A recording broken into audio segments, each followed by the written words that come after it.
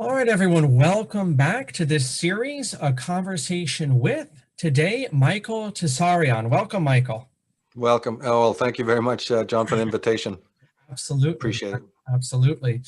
We're going to talk about Michael's prolific work and certain events in the press lately and how his deep research and so forth sheds light on various things such as trauma and education. And we're going to take this to some deep places, and we have a mind to do it. So we have a lot to get in there.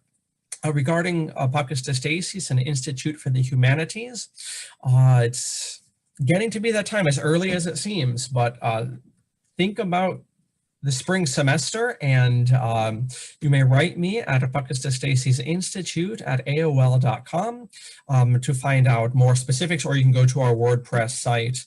Both Michael's sites and my own will be in the description of this video in BitChute and on YouTube. So all of that's there, but get your mind in the spring semester mode for classwork if that's something you're in the market for. And with that, Michael, welcome again, and tell us a bit about your work. Right. Well, I'm from Ireland, and a researcher. Been researching for many years on all sorts of different subjects, but recently, it's been a little bit, I've been fortunate enough to get to my real love, which is, psychology, not just on the individual level, but the mass manifestation of mass psychology. We just did a podcast on Slave recently about that. And so we have other works similar to that, delving into even female psychology, very controversial subject there.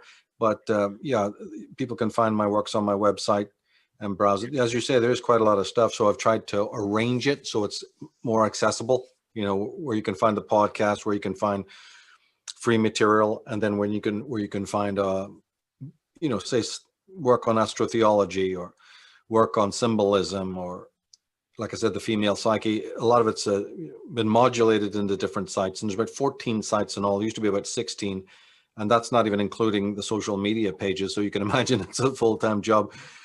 Sort of upgrading those, fixing those, no matter how you try to strip it down or use the easiest services, it's still a full-time job, correcting things, adding things, taking things away. I didn't sort of plan on that in the beginning, but there you are. If you want things done right, I think you have to do it yourself. And that's what I've been doing for most of the time, is doing it on a solo basis, in that sense, just to get things right, get them the way I like them to be, but I'm pretty proud of the output, actually. Absolutely. And I encourage the viewers to check out some of that and linked in the description. Yeah, I used to damn and curse administration in school, and then I found myself doing it all, and you realize there's a reason administration as a thing grew up, because it is such a drain to keep everything updated and then to try to keep up in your actual work. Right. Thank you for saying that you're from Ireland, because I was listening to some of your videos and I was like, man, that guy has a pitch perfect Northern Ireland accent. And that explains it, because right now I'm hearing, and I would have said, if you didn't mention that, I would have said almost Eastern European or something like that, or Southern European, but what a background there, huh? Yeah. Even in the early days, people didn't recognize the accent because of just, the sort of PR. The Dublin accent is almost universally considered the Irish accent, which is a total affront to people from the north, because you have 30 brogues. You have a lot of brogues in the south, but you certainly got them in Ireland. You've got them in Scotland. And so, yeah, it took a while for people to, there was people commenting, that absolutely we're almost in fist fights on the internet about whether that accent was truly Northern. Some people were saying I was putting it on, yeah, why I'd want to do that, I just can't understand, but there you go, there's the internet. But yeah, it took a while for people to even, realize that, I think there was a bit of a shell shock to realize that anyone from Ireland would be into anything other than Roman Catholicism and traditional Republican politics, or other idiotic aspects of Irish culture. Put a leprechaun T-shirt on and a shamrock in your head. To have anyone who was following in the wake of, say, a David Icke and thinking in that way, I still don't think. I mean, I really have to tell you the truth. I don't think even to this day is welcomed in Ireland or is understood even by other people outside that country. It's still a little bit of a queer thing that somebody from this country would be that open-minded, you know, because you don't really have anyone else doing it for this long. You have some coattail riders and you have other people, you know, doing it because it's fashionable or trendy. But on the whole, you know, it was a little bit of it wasn't a struggle because it didn't inhibit my flow, but I noticed it as I was going, that rather than the whole country respond positively to something like that, it was absolutely the opposite. And it still remains that way today. You know, my main audience, I would say, is America. Yeah, you know, it's funny. I've reached out to Republican Sinn Féin people to talk, or Síl Éireann, which would seem to be more of the Republican Sinn Féin would seem to be more of the socialist tradition from my vantage point, at least what I'm seeing in my background knowledge. And then Síl Éireann seems to be almost that Catholic nationalist sort. And I was kind of rebuffed. It wasn't, you know, it wasn't the most professional interactions, or ignored altogether. Really? And it was interesting to get that, because I was interested in what they would have said. But anyway. Yeah, that's interesting that was their attitude. I mean, there is a lot of turmoil right now in the nationalist community. Yeah, but they are socialistic. There are more left-wing groups. Mm-hmm. There's been left-wing terrorist groups. There's been left-wing movements. James Connolly Association, for instance, would be one of those, and there's others. But you're quite right. They tend to be left of liberal, left of, you know, center. Most of those Sinn Féin guys, you know, mm-hmm. Some of them are card-carrying Marxists as well. They have a lot of internal rivalry.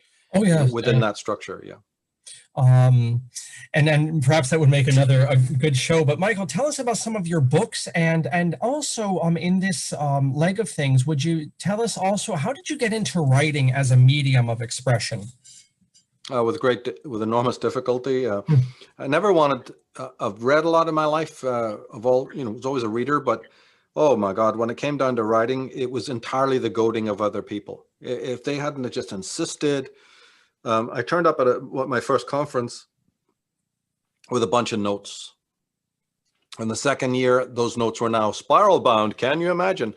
You know, Kinko's and all of that, right? You know, first they were just stapled. I mean, it was just pathetic. But to see the content had inspired the audience and a few colleagues, right? People like Richard Hoagland were over the moon about it. I'm like, what on earth? This is just my notes. They're mostly speaker notes, for goodness sake. You know, in those days, you did have PowerPoint, but nobody was using it. They were using the old carousel of, you know, slides, the old school. I was the very first to use PowerPoint.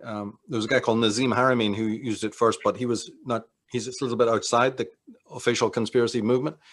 So he showed me how to use a PowerPoint, and I was the first. But the first year was the speaker notes were in paper form. Fans of mine that ran these conferences demanded, absolutely demanded that I bring them for sale, which was against my ethics, you know, because they were awful, just speaker notes, right? They sold out. I just, within 20 minutes, they were completely sold out, right? And I just couldn't believe it, right? And so then people who had read it started to coach me and say, you got to get this into a book. And if you do, and one lady actually said, I'll help you edit. She was a professional editor. And so very gradually, you know, and it was totally against my will. I had no clue. It was completely in a sort of a mist. But with their goading and helping, I have a quality that, although I'm not very skilled at a lot of things, I have the attitude of an artisan, like a dogged, you know, artisan, just keep shaving it, keep polishing it, you know.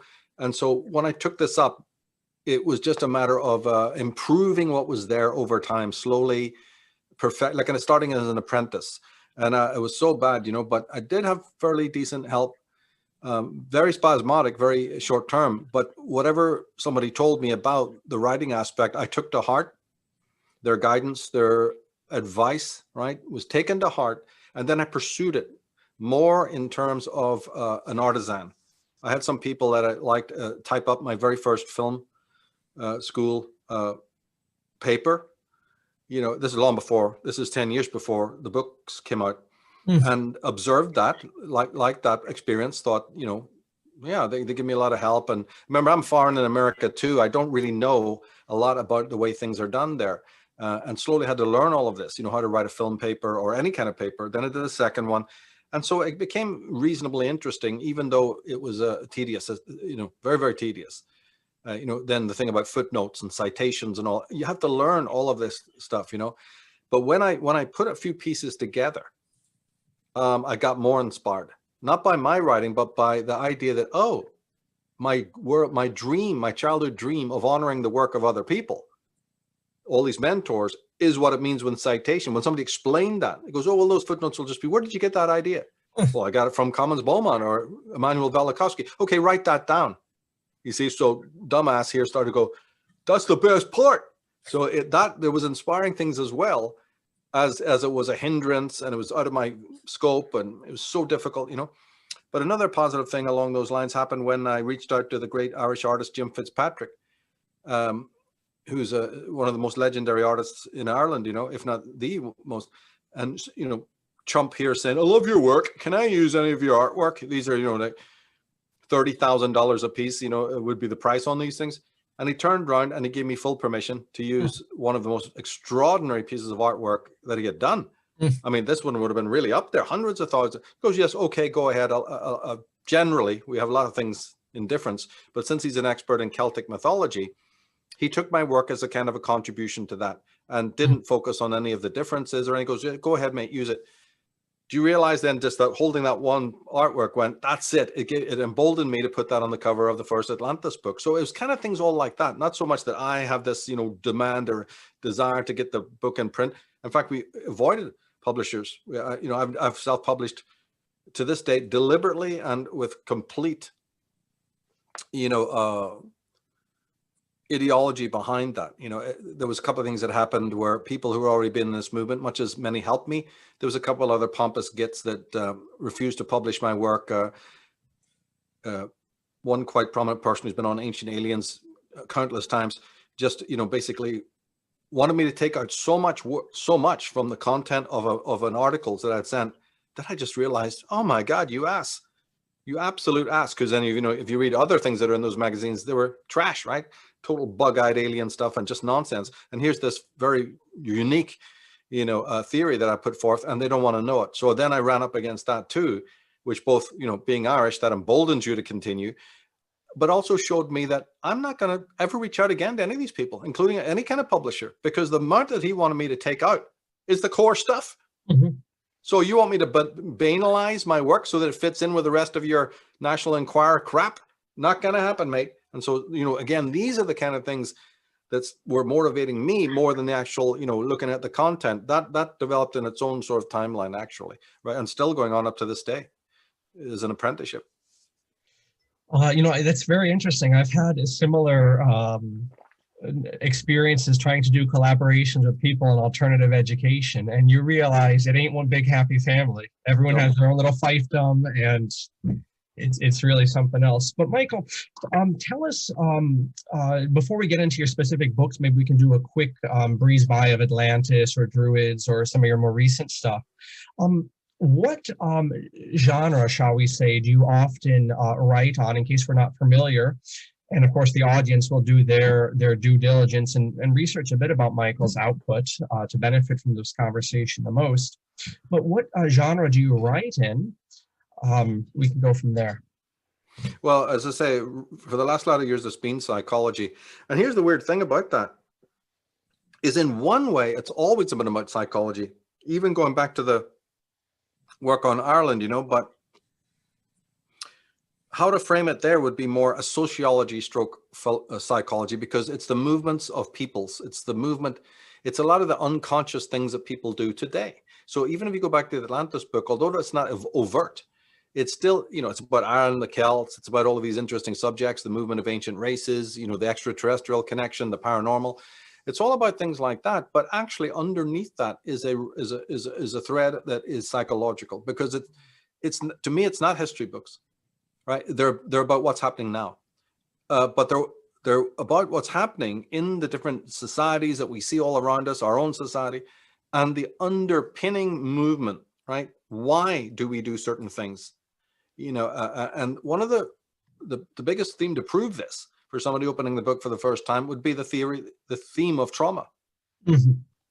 So underneath all of the different anecdotal stuff about the mythological and the great cataclysms and all of that feature in the book, there is this sort of sub theme, really, of how our consciousness was changed from this trauma. I make it central.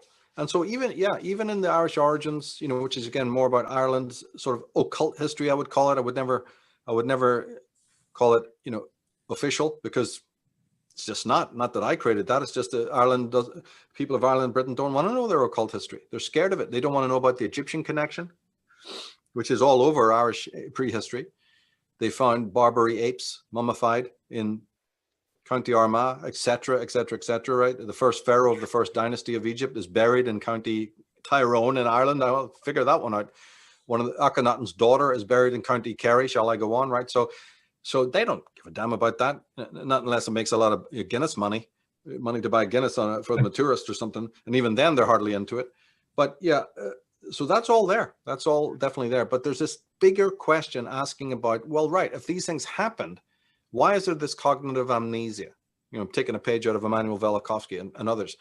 Why do we not have full recall? Is that something to do with the human being, that, we can only memorize certain things of our youth before, say, the age of 5 or 3? Is it just a normal cognitive thing about that? But surely not. Surely ancient historians wrote things down. So as I'm studying all these ancient historians, who did write things down, and I find out how much content is actually out there, then why is it on the back shelves?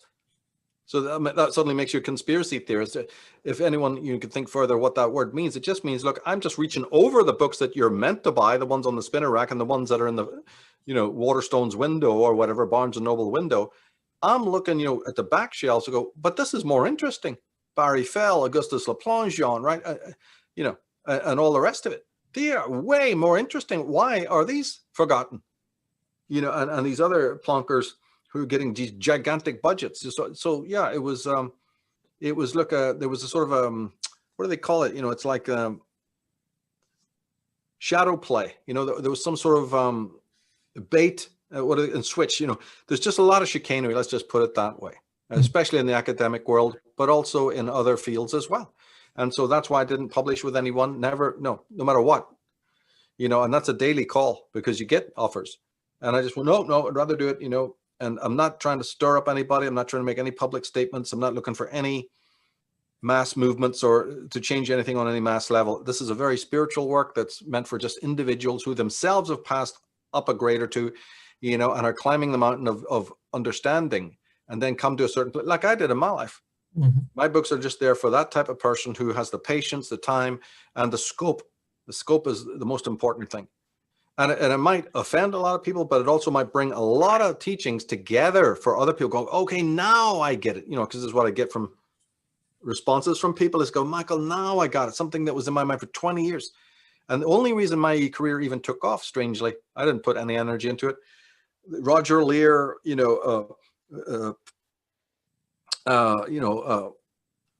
Lloyd Pye, and so many other people who supported my work, like I said, Richard Hoagland, they were calling me over to their tables. They were calling me over and going, Michael, the penny has dropped. You've just explained something about either a personal experience I had of a paranormal nature, Jim Mars. A lot of these people called me over personally and said, your work, I can't believe it, or your lecture explained something that I've carried in my mind for years, or a study I had to let go and didn't pursue.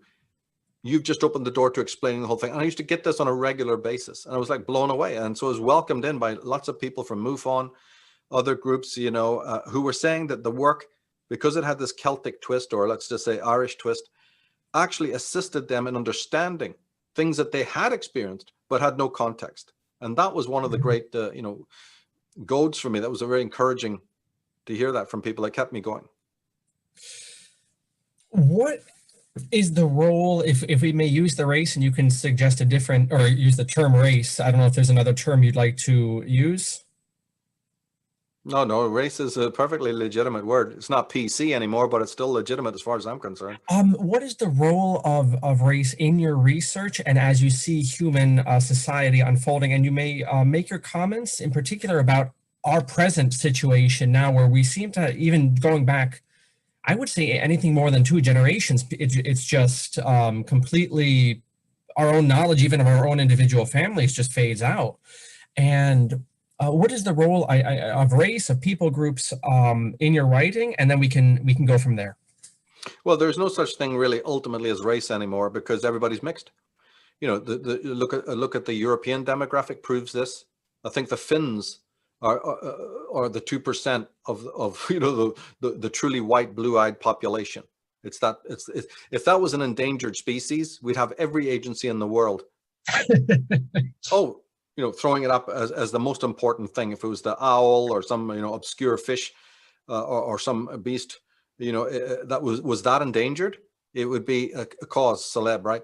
But no, so nobody gives a shit, right? So the thing is that the idea is that there's really no full race anymore. Everybody's a multiplicity of races. But race, nevertheless, then remains in terms of lineage, right? So although there's no specific pure race, in the hard sense, where it still remains is culturally and as an ancestry. Because anything and everything that we have today as a culture was born from those, you know, earlier racial roots, right? So that's important.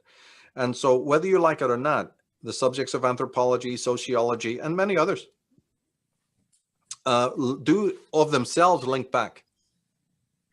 Because the PC culture, which is really dominant in America, but it's also in Britain, has expurged the subject and fallen for this, you know, multicultural message, we are actually in a deficiency when it comes to learning about culture and civilization. They've just excised you know, huge swathes of it because it's allegedly politically correct. But they're the ones who determine what is politically incorrect. So the criminals in charge of the investigation, brilliant. So an individual then has to go off and say, to hell with that. I want to study, you know, the people who wrote about it. And that's a whole other journey, you know, because then you get into history, anthropology, you know, you're going to find out a lot. But just because suddenly the story goes towards multiculturalism, it goes towards, what's the word I'm looking for? Matriarchy, right? Suddenly the subject opens up there, or the subject opens about the great wars with Islam or whatever. You know, the society, the PC society has said, right, that's the end of that subject. Or we'd have to tweak it and PC it so that it's all, you know, languaged out. It's all, the real essence is obliterated for no reason whatsoever except to stop you studying the history of the West. So there's a lot of pitfalls there. I don't think they're permanent. I think these things are just like Orwellian news speak, double speak, and it'll finally it'll irritate so many people that finally, you know, will give it up. That's my feeling. Yes, you know, it's there was the figure in the American 1960s, Malcolm X, and he would always preface, you know, black people with so-called black people. And I don't think we realize, you know, the monstrosity of history the term white people is when you're dealing with multiple groups. Can you delineate that for us, the different European peoples? I mean, we all, you know, shoehorn them into this one concept, but can you parse things out for us maybe a bit more? Well, I'm not an expert, but all I know is that it is only European people who are considered racist. And this was done by an enormous chicanery from within the West. No external person, right? Because I have many friends and contacts in India, you know, northern India, the Sikhs. I even used to know a lot of Muslims. None of these people ever, or Sufis, you know, ever address the race question. This is something they didn't ever, unless you were some sort of extreme leftist socialist type who, you know, grew up in India, indoctrinated by sort of their version of the Bolshevik agenda, right? By and large, people looked with tremendous admiration from the East to the West, you know. And and this is not me saying this, it is a fact that, you know, before the 1960s, before the PC groups came in, people not only admired Europe and the West, they thought of them as the least racist people. Now, see, the modern white person in the West has been completely propagandized where they can't understand that, right? But I'll repeat it again. White person, because of all the freedom they brought to other cultures, the medicines, you know, the democratic system that overthrew tyrannies all over the world, was considered the least racist. To prove that, you would need to then take each individual African, Indian, and what have you group, and then show that they had internecine wars for thousands of years. You know, the Mughals and the Hindus would be one, Islam's control over India, right? The butchery, the 72 tribes, you know, down in South Africa who've been butchering each other for centuries. You know, you'd have to go into individual accounts to prove that point. But in short, all it is that it is disingenuous liberals, you know, and also more sinister people than that. You've got your deconstructionists, you've got your critical Marxists, who really, you know, shoveled in this agenda to make the white man the pariah of the world, and they've done a good job. Can you talk, Michael, based off of your own writings and your research, about the observation, and because you mentioned some of this, if we may use the language, race memory or whatever, it continues at least socially now, though everything is jumbled up.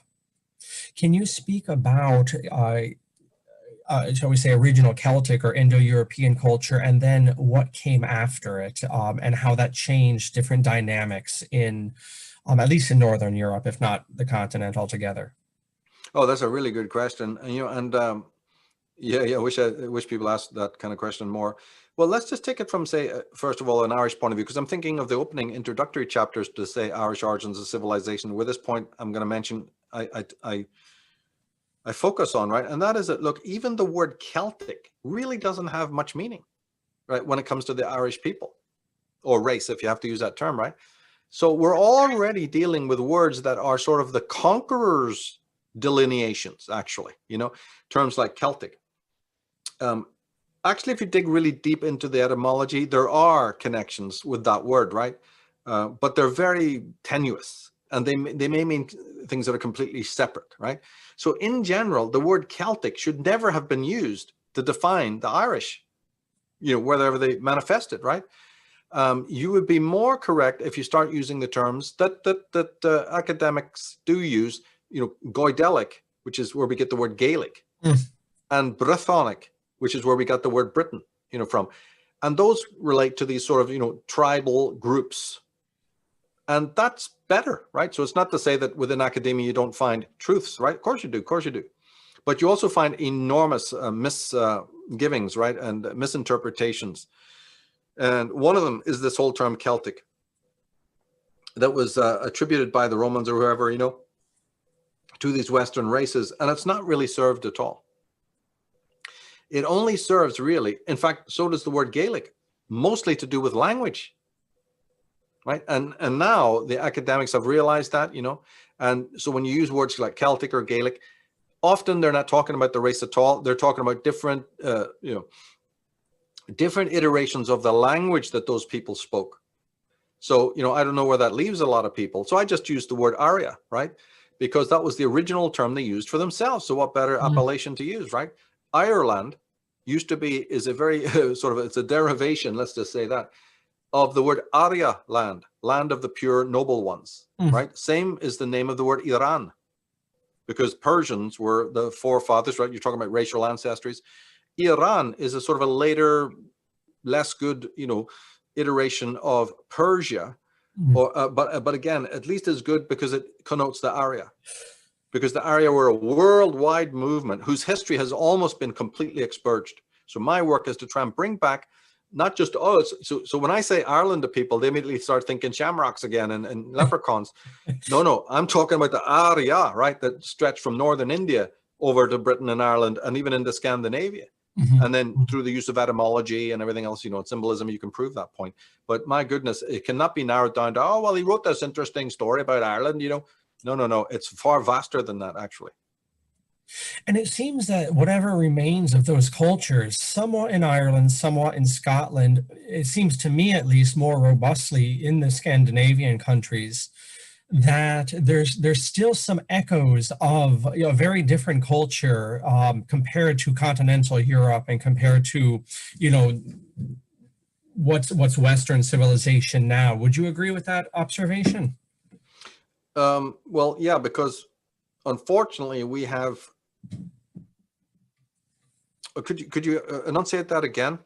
That question. Sure. Please. In somewhat in Ireland, though it's been colonized for so long, somewhat in Scotland with the same cravat, more robustly, though not very robust, but more robustly in the Scandinavian countries, Michael. It seems to me that there's lingering echoes of this previous Aryan culture, whether that's, well, you mentioned it with your publication journey yourself, right? You'd mentioned that you'd come up against opposition of editing and so forth, and this actually spurred you on to greater resistance.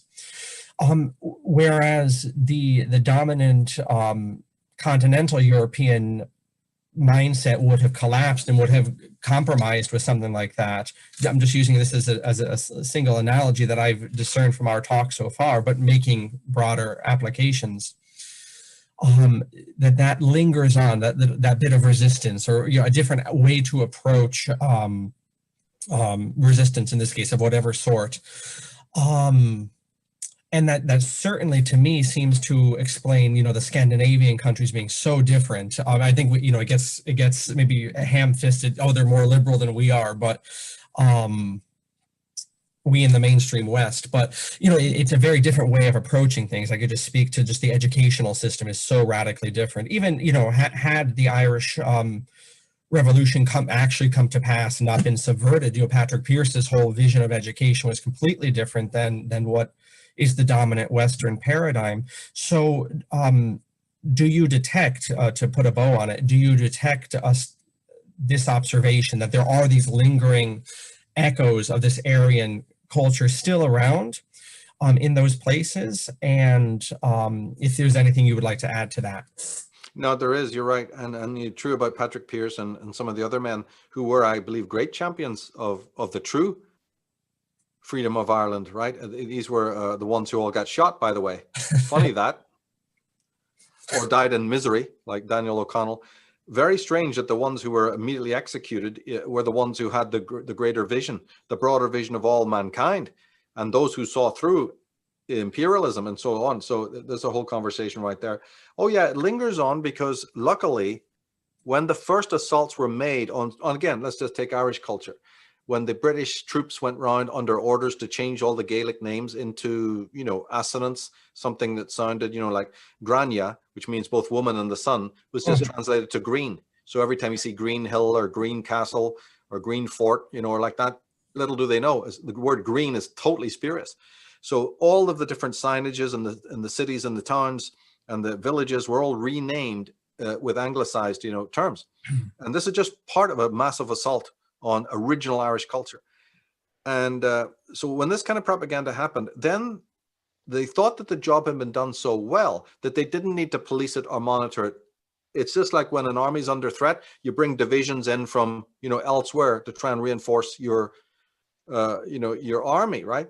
And so a certain amount of resources were pulled back away. And this would be, after the main assault. So around about the 19th century, a little percolating, both in Britain, but also in Ireland, of Celtic culture, of the old stuff that you're talking, came out. In Sweden, it's been mostly slapped down so much that it's non-existent.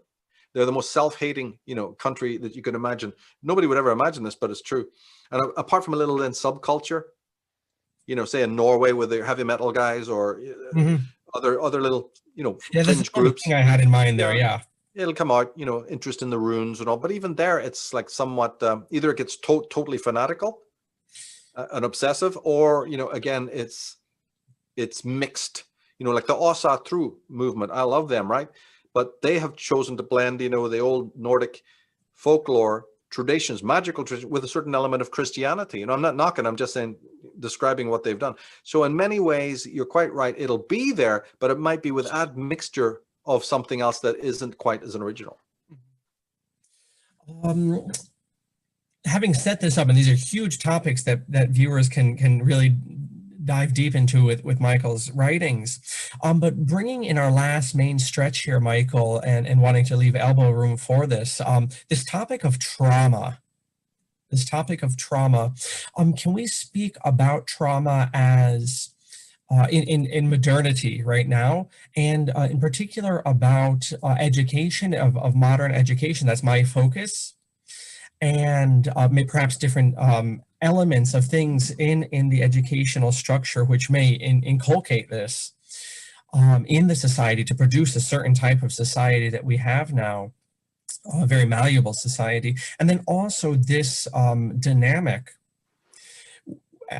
trauma as regards 2020 and all of these peculiar social disruptions, and a lot of people making a lot of hay while the sun is shining, shall we say? Well, that's another great question. The first thing to say about it is it's not that unique. This will come as a big shock to people who've been suburbanites and very acculturated to society in America. But actually, if you cast your mind back, there was turmoils in the time of the Great Depression where people actually shot down in the streets. 65 bombs were set off by the Black Panthers and the Weathermen in California alone in during the riots of whenever the 60s. 60 bomb attacks. People just forgot that, right? And then if you go over a little bit before that to the Spanish Civil War, to the era of Franco, where people couldn't wear a certain T-shirt, people were not allowed to drink and smoke in public. You could be arrested. Everybody was their brother's keeper. This is Franco's Spain. Check it out. Exactly the same as what was going on. The early days of Napoleon. See, here's the thing that really irritated me was that President Trump was always being, and very spuriously, by the way, identified with Adolf Hitler. Well, look, if you actually have to go down that road to compare a person like Mr. Trump to any, despot of Europe, it's Napoleon, the little corporal, who was not a politician nor a royal. That is the closest analogy, folks.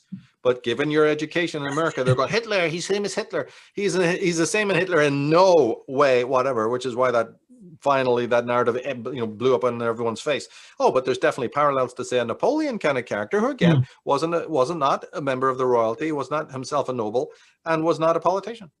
So there you go. But if you go back to his era, if you go back to Calvin's Geneva, if you go back to the early days of the Puritans in Jamestown, and then in the next 100 years, I can't even tell you the amount of policing. It came out of the sort of the Genevan experiment, where women could not show bare arms. You could be severely whipped and punished and even killed if you were wearing the wrong hat. And again, it was a total situation of self-policing. They had a draconian, guard elite, writing these edicts. But both in Napoleon's, Napoleon was the very first man to have a surveillance society, but he based his Parisian super surveillance society on the Genevan one of the first Protestants, the Calvins. In both cases, they were totally corrupt and gave people the permission, to, like they do it on Facebook now or on YouTube, to ping and to betray your neighbors. And it happened during the witch hunts as well. But the two big communal versions of this was Napoleon's Paris, and then prior to that was Calvin's Geneva. And then it spread out. I'm just using these, we're just being very, very brief here. Geneva's pattern, went into all the other Protestant countries in Scotland and everywhere else. So the horrendous things we're seeing today are not new. That's the first thing people have to understand. I will really stamp my foot on that because it's so pathetic that almost in every field today and in every particular upheaval, right, like the Black Lives Matter groups and all these other groups, we think it's a brand new phenomenon. We think that multiculturalism is, we think that unlimited immigration is, we think that deportations are. There is nothing economically and nothing socially, domestically that's happening today in the 21st century that hasn't got precedent after precedent after precedent. And I know that you as a teacher will, verify that. So look at Soviet Russia's, the Bolshevik crackdown there. So, but there's even more bizarre, parallels in terms of the papacy's rule in Austro-Hungary. There's endless paradigms. That's what we're basically saying, and endless precedents. Sorry. So that needs to be factored in so that it stops you being too scared of what you see out the window. When you realize that this is not the exception, this is almost the rule of society. I mean, you come to Belfast even of the 1970s. That town was under the most extraordinary draconian control. Did you know that they put a barrier around, like a sort of iron curtain around the entire center of Belfast, and you had to be thoroughly checked, like a major, draconian Soviet style search, handbags under your collars, really, really, really extreme. And that was just to get into the ring of the society. So go shopping. Every single shop that you further went to, whether it was big or small, you were further searched. And that's what the Irish people in Northern Ireland had to go through because, the IRA were bringing in bombs in the form of cars and shopping bags and everything. So it was slightly justified. But this type we're just talking here just purely as a sociological phenomenon. Yes. And the parallel, we still haven't even got there yet in the United States of America. So context is the answer to your question. That as frightful as things seem, as destabilizing as they seem, do not be myopic about it. Read about Haiti, read about South America, read about, all of these different paradigms, and really see them as exactly the same type of experiment that's going on now, if you could call it that. So, and that will alleviate a lot of panic, because this has happened. It's happened in America during the Vietnam riots. Well, as I said, the Great Depression is a study in itself. And the second thing and last thing I'll say about that is then try to note how the modern media has suppressed the information that I've just mentioned. So that when they do talk about the Depression and the trade unions running in the streets, they don't tell you about the massacres. They don't tell you that ordinary American women and men were shot down in the streets by the government. They don't talk about the Whiskey Rebellion, even going back to the time of George Washington, and the atrocious offenses the government, executed against the public of America. Democracy. Do you know how many soldiers that were sacrificed in these various civil wars, or in the War of 1812? The most obscene things, friendly fire, making sure that your own soldiers were butchered by their own people in a friendly fire situation, right?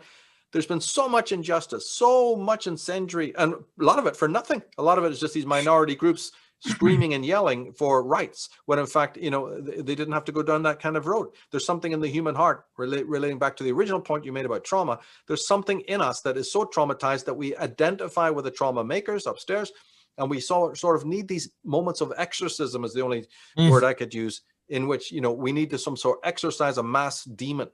That's the stuff that needs to be studied. That's the stuff that fascinates me. Yeah, I mean, in that dizzying spread of historical incidents you mentioned, and I'm sitting here in Connecticut, America, so it's you mentioned the witch trials, and right.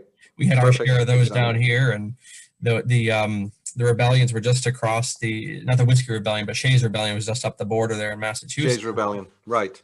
Perfectly said. And those witches, when you look back and say, why were those women treated that way? Well, because they talked to a pigeon, or they talked to a cat.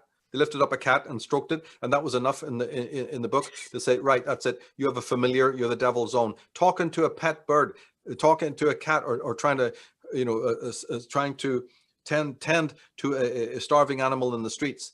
And you know something? It wasn't the Witchfinder General. He didn't know about it. He was called in later. It was the neighbors. It was the women down at the market with all this. So there's many levels of, sociology stroke psychology to get into, where it's not just so much Big Brother with its draconian rules. That certainly exists as a pestilence in their society. Like I mentioned, the two examples of Geneva and Paris. But there's another tyranny, the tyranny of the masses. That's what Michael Tsarion is mostly interested in. And that's the work that we often do, on the websites. Yeah, and that's really the dynamic. So I would definitely second what you say about studying history, because it can have a great calming effect, especially when some of us can see what's happening, but to put it in a context, and a much longer context, as you intimate, than we might even get from the modern truth community, or the modern conspiracy world, or whatever. Which you talk about the tyranny of the mod, or the tyranny of the present generation. Isn't that what, even in the truth world, if you use that language, Michael, with the conspiracy world, it's interesting that even we have gone in for that tyranny of the 5-second clip, or the immediate reaction to what the latest bill that's being passed or whatever. And even we have neglected, I say broadly, deeper research, deeper history, and I think even in your time of writing and speaking and so forth, you've probably detected a change even within the conscious community or whatnot. Oh, you can't. It's so, everything I've done, even professionally, to get off social media. You've hit the nail on the head. A great deal of what I've done in the last 4 years, and it wasn't just started then, but the thoughts were before it. But everything we physically done with Unslaved and my websites and a lot of different things is based on that. To distance myself from a community that to me is like pretty much a joke right now. And there's a lot of reasons for why it's turned that way. We don't need to get into, but yeah, I distinguish my writings, my interests from almost all of the different other people out there and what have you. And it's been very freeing as a matter of fact. I think my audience wanted it before me. Actually, after these changes happened, I got so many because great, we've been waiting for this. We wanted to say it, but didn't know how you'd take it. And then when we turned private and did a lot of things and just got off social media and said the hell with it, and they're all for the right reasons. They were all for the right reasons, because remember, we don't want to feed on the fear porn. See, here's another way of looking at it. Actually, the whole movement of the truth, what's called the truth movement or the conspiracy movement, is born out of a response to trauma. Yeah. When an ordinary Joe who doesn't know anything about the subject turns a corner and gets into it, there are many sort of disingenuous reasons why they pick up this subject, because they're still looking to be behind some sort of fanatical ideology. They may want to be anti-government, but anti-government can also be a manifestation not of a true desire for humanity, but to deal with the father complex. So it boils down to a psychology. Having to process, say, a father complex or a mother complex, suddenly they're talking about Big Brother and they're talking about conspiratorial issues. I've been in it very, very long time, and I can spot the difference between somebody who's really, see, my only two motives are one, make a platform for the great minds, like I said, these Velikovskys and other people before me, and because I can't sleep because of the cries of the millions who've died in world wars down through the centuries, right? I'm motivated by that, the crying of the dead. I have no personal other motive in this movement, but being that way makes me very, gives you a meter, let's say, for those who don't share one or both of those motives and are all interested in, what. And it's repulsive to me, so we really needed to separate. I thank my mentors. I look favorably at certain things that happened in the past, to get me started, right? But basically, the work had to be removed to a different annex so that this kind of nonsense, this cult of personality or this avid leftist, whatever narrative, would not, or even in fact, the ultra right-wing narrative, we need to separate ourselves from that, because they're all pestilences. They're all born out of disingenuousness. They're all controlled from higher up by the same hidden hand. And they're basically all responses in their own way to trauma. And you see, where there is trauma, there can never be sanity. There can never be seeing thing aright, because the foundation you're standing on is already fractured and off kilter. And so there was just no way for me to carry on chasing headlines, like so many people do, getting wrapped in it. To make a couple of comments about it, by all means, keep a focus on what's going on, but then to never lose sight of the key existential issues, which underlie a lot of these movements and mass movements, and why we're in the predicaments we are, why the leaders at the top, these George Soros types, can so easily crack the whip and everybody falls in line. Why is that even possible? You can't answer it without psychology. Whether it's the dynamics of the conspiracy world or the truth community, whatever, or these larger topics that you've mentioned, the Calvin's Geneva, the Puritans, or even the Bolsheviks, and this has impressed me so much, and this will be our final topic, Michael, before you can mention some of your sites and all that, but feel free to riff on this for a stretch. And that is, whether it's this local, thing that we see on online culture and the conspiracy world, or these other historical things, that we're so down the path of reacting that,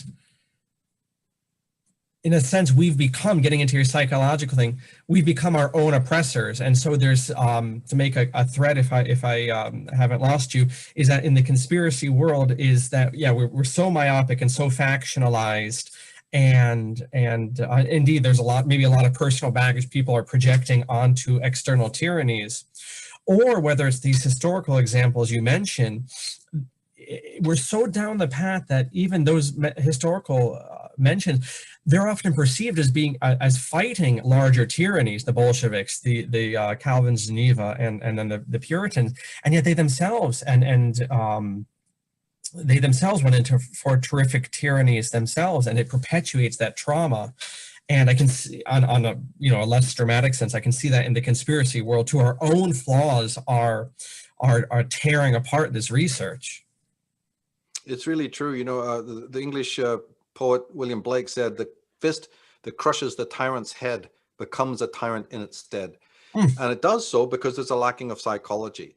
If people are caught in a blind circle of necessity, which I haven't dealt with my psychology, I'm not dealing with my mother complex, my father complex, you already entrap yourself. That's what enslaved is all about. Entrapped, yes. Yeah. You entrap yourself, making it then very easy for the local shepherd, on a stick, to entrap you further. But you don't even get in. That's a secondary, where a lot of other conspiracy people put that as the first. It's them on the hill. I'm looking at them going, and where did you get that opening intro? It might get the crowd clapping, brilliant, but it's false. You have already self-entrapped yourself, and I got William Blake behind me to back it up, so we're pretty good company there, right? And many others. The Solzhenitsyns, the Gabriel Marcels, all of these, the great minds are telling you exactly what I'm saying, that you first have to already be susceptible to some carrot, some lure, some fear, right? And so, and look at our world today, the whole media is drenched in the fear porn. And so, and nobody looks at that. Nobody looks at how it works. Does it work? Yes, it does. Okay, why? And all of this. But yeah, the real secret is to realize that there's a lot of intellectual and scientific progress in our world, but there's very little emotional and psychological advancement. We're very, very primitive on that level. And an honest person who has a true humanitarian streak, again, isn't just doing it for posing in front of the camera, or whatever, or to join another club and clique and to destroy. Look at the Occupy movement. It's just, what are you going to occupy? You're a bunch of idiots. How can you occupy anything? But within that, the occupy, there's certain words that they use, right? That is saying, I get what that's about. That's connected to the super ego, or that's connected to other syndromes, right? Of occupying a particular position, especially when you're totally incompetent to do so. So it's almost like Vernon Howard said, it's easier to destroy your enemy, it's easier to hurt another than heal oneself. So what we see is exactly that paradigm throughout the world. We haven't evolved yet to know how to heal oneself. So the next best thing is like a sadomasochistic, hurt everybody else. But to do that, you first got to have a bugbear. You've got to have an enemy. Now there are enemies of world civilization. They're not all contrived. We actually have bona fide enemies. I'm waiting for the world to still wake up to find out what they are. But there's also the contrived enemy, or let's say an enemy that's then, sort of a little bit inflated, all for the desire. You have it with the Joneses. You have it, with your neighbors or down the snooker club. You have it absolutely everywhere. And so the rivalry, for instance, in soccer teams, or whatever you've got, all of this is indicative of what I'm saying. So you throw up, an Orwellian type of entity that's really some sort of balloon animal, and then you just hope that everybody will come around and want to stab it, this kind of caper, and again, this is just an indicative of the mass consciousness, the mass psychology. But and it shows you, see, look at again, taking heart, like you said, to take heart, because remember, America is really only about 200 years old. In fact, even in places like Seattle or Spokane, 100 years ago, you had tumbleweeds going down the street. There wasn't even paving stones. The cities were built out of wood, and lucky if a train pulled up once a day. So again, we've got to get things into context. You're an educator yourself. If an educator, and you'll know that then, if in the schools and the places we've hired to, we've created to teach our children, there's a dulling of criticism. There's a dulling of judgmental skills, right? Right, just from that alone, yes, you can immediately know, like, John Taylor Gatto and John Stormer and many other great critics of that have pointed out. So yeah, there's sometimes I'm all for a reset if it means going back to traditional patterns that were done right for thousands of years, that were the ones that if they didn't exist, you wouldn't have had civilization. So again, even though we seem to see this declination in values and morals and thinking, yeah, but that's, again, has a precedent. What did we do right is what we have to look at in order to get civilization to even begin, where then a lot of other, goods came to other peoples of the world that they never credit the West for, and that they themselves are not under those restrictions. When we first start talking, we talk about all the PC. There's only one group that's under PC control, and that's the white races of the West who did everything and built everything. Right? And then their bounty was so extensive, other people could come in and benefit it. But there, and we know this because there are many people from within, that ethnic immigrant group who do acknowledge this. I put them on my, sites all the time to feature it, to make sure that this is not some sort of white supremacist statement. Yes. Because there's many a person out there who beautifully and rightly, give credit where credit's due. But the very fact that the world political order has now demonized, Western man, that is just not going to work. And I hope that it'll fall apart of its own. But again, it might take people like yourself and others, to see what's going on and then reach out to the wider population. With something like me, I have no inclination to do that and probably don't even really have the skills. So it's great to talk with you, and get your input. And we must actually get together and maybe plan a time for you to come on to share your story on Enslaved. I'd personally be very interesting to hear that. Absolutely, Michael. We'll chat as we sign off here, but tell us where we can find your books. What's the most just way we can obtain your books, and your websites, your podcasts, and that sort of thing? Thanks. Just go to Amazon, Michael Tsarion, or come over to the website, michaeltsarion.com. And if you want to hear the weekly podcasts, you can come to unslaved.com. And there's also another section there for private members, where we go into not a little deeper, but top drawer material is also made available. Stuff that I could not have done without the way we set things up. That was my choice. Vocational work, finally, in the last 3 to 4 years, has actually been able to dig it out, and present it in a very pure form. So I'm really over the moon about that. We just did some beautiful stuff on German philosophy this last 2 weeks.